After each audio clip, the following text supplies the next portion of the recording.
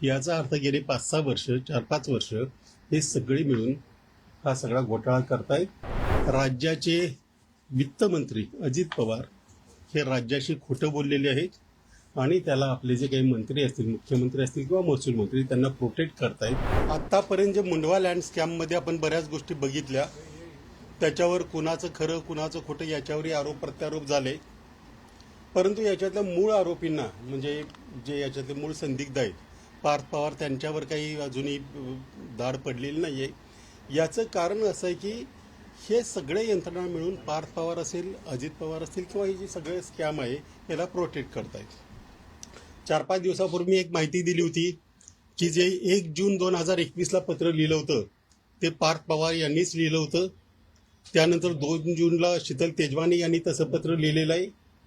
त्यानंतर त्यांनी थोडा गदारोळ केला की याच्यावरची सही माझी नाही वगैरे वगैरे, परंतु आता त्याच्यातला सगळ्यात मोठा पुरावा असा झालेला आहे की 1 जून 2021ला जे पत्र लिहिलं त्याच्या आधी पार्थ पवार आणि शीतल तेजवानीने 2005-6 मध्ये जे सगळे मूळ वतनदार आहेत त्यांच्याकडून पॉवर ऑफ अटर्नी करून घेतली होती। पार्थ पवार आणि शीतल तेजवानीला सगळी पॉवर ऑफ अटर्नी 25 मे 2021 रोजी शीतल तेजवानीने करून दिलेली आहे। मग 21 म्हणजे तेव्हापासून पार्थ पवार, शीतल तेजवानी हे कधीही वेगळे नव्हते। ते दोघं आणि तो आमेडियाचा दिग्विजय पाटील म्हणून हे सगळे मिळून या सगळ्या जमिनी संदर्भात मध्ये व्यवहार करतायत।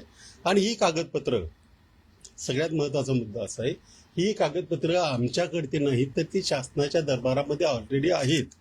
असं असतानाही राज्याचे महसूल मंत्री असतील, गृहमंत्री असतील, जी काही समिती नेमली ती समिती असेल, त्यांना मात्र याच्यातला पार्थ पवारचा डायरेक्ट कसा संबंध आहे हे सापडलेलं नाही। कसं, याचं कारण आहे की त्यांना ते शोधायचं नाही म्हणून सापडलेलं नाही, नाहीतर याचे पुरावे काही वेगळे कुठे आहेत अशातलाही भाग नाहीये।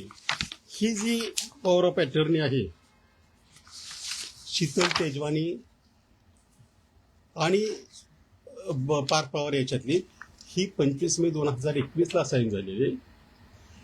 त्यानंतर आणखी एक महत्वाचा मुद्दा म्हणजे आत्ता त्यांनी ज्या वेळेला LLP साठी ते लेटर ऑफ इंटेंटसाठी पत्र दिलं त्यावेळेलाही एक नोटराइज ॲग्रीमेंट केलेलं आहे त्यांनी।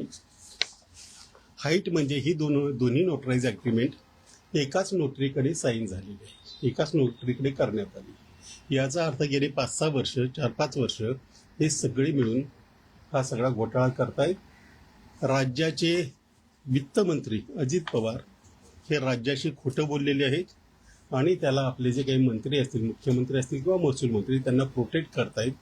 त्यामुळे आता परवा जशी त्यांनी मागणी केली की ललिता कुमारी जजमेंट प्रमाणे FIR दाखल झाला पाहिजे, तर याच्यामध्ये आम्ही आज येत नाही, परंतु कदाचित आज उद्या जाऊ, आम्ही पण म्हणू की हे सगळे तुमचे पुरावे आहेत।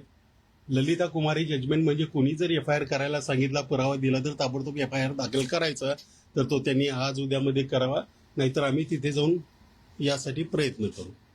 आणि याच्यामध्ये कुणीही स्वच्छ नाहीये, सगळे मिळून राज्यातल्या जनतेला मूर्ख बनवत आहेत।